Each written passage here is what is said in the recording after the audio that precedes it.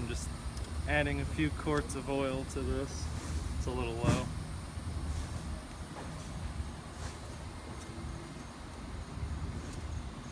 Dipstick head is broken off. There we go. Now we're in operating range.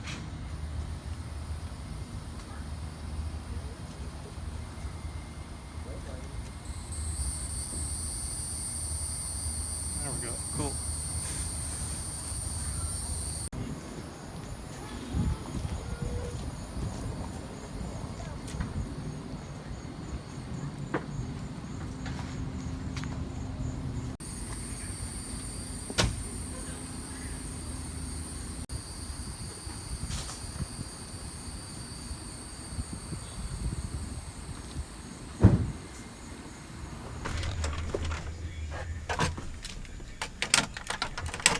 So we're trying to get to the bushings to tighten the shifter up. So we're just little by little picking at it and whatnot, and getting there. I mean, we're almost there. And oh, there goes the radio. Mike getting rid of all the garbage. Yeah, getting rid of all the garbage. So almost there. Just got a few plugs left. Hey, what's up guys? So I just picked up a 2002 F250 crew cab short bed turbo diesel. It's the 7.3. Let's go take a walk around it. Alright, so here it is. It's can't tell if it's a lift or not. Might be stock ride height, I don't know.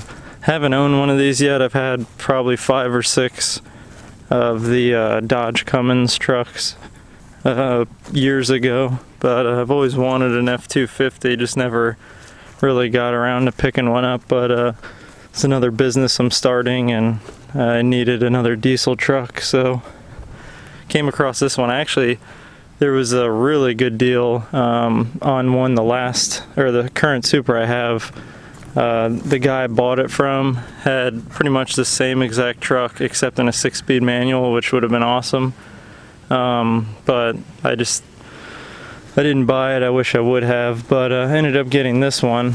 So it's got some bumps and bruises, but for what I'm going to use it for, I really could care less. It's just going to be a straight up work truck, workhorse. Some damage there. Let's check out the inside. It's a little rough on the inside as well, but should get the job done. So we got the interior here. It's a lariat with the leather. Obviously torn up, all fixable, but I'm probably just going to leave it for the most part the way it is and just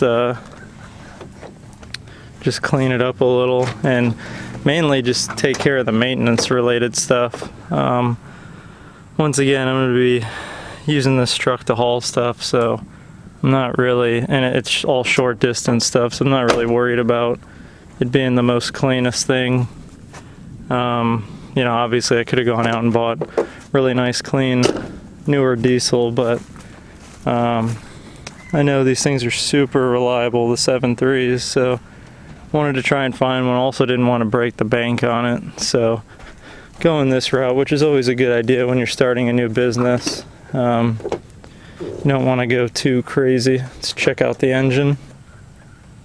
There it is. It's stock as far as I can tell. Even the exhaust seems to be stock, which I'd prefer, because I'd rather not get something that was, you know, ragged on and whatnot. This one does have a fairly recently rebuilt transmission. I think he said about 1.5 years ago. The owner before him owned the car or the truck I should say, for I think about 10 years, so you know, both the previous owners used this for work. They were in the construction business, so that's why it's all bumped up and bruised, but not really a big deal. And yeah, so there's the back. This strap is holding the gate up. One of the mechanisms doesn't work on one side. Once again, not a big deal. Pretty decent sized dent here.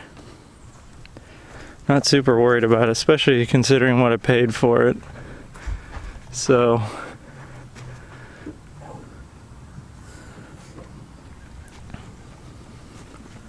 go ahead and start it up. This bad boy's got, let's see the mileage, 345,000 miles. So, not too bad. There's the 4-wheel drive switch. AC works.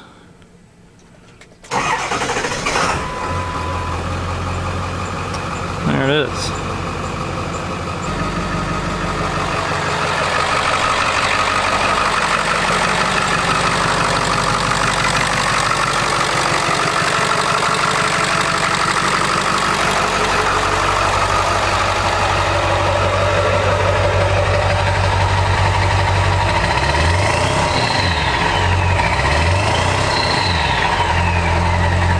So it sounds and runs pretty good. I drove the car back about 2 hours when I bought it, and yeah, didn't really have any issues. I was a little bit nervous about it, but it seemed to handle just fine.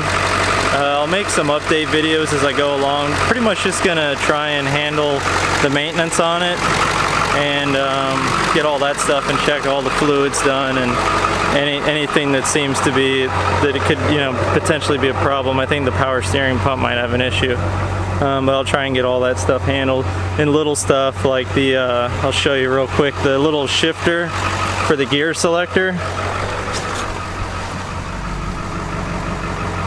It's a little wobbly, but that's actually a really easy fix.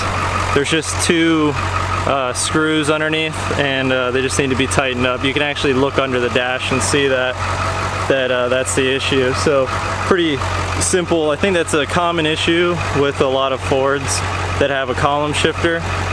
So please subscribe, guys. Check out my other videos. I still have the black Supra.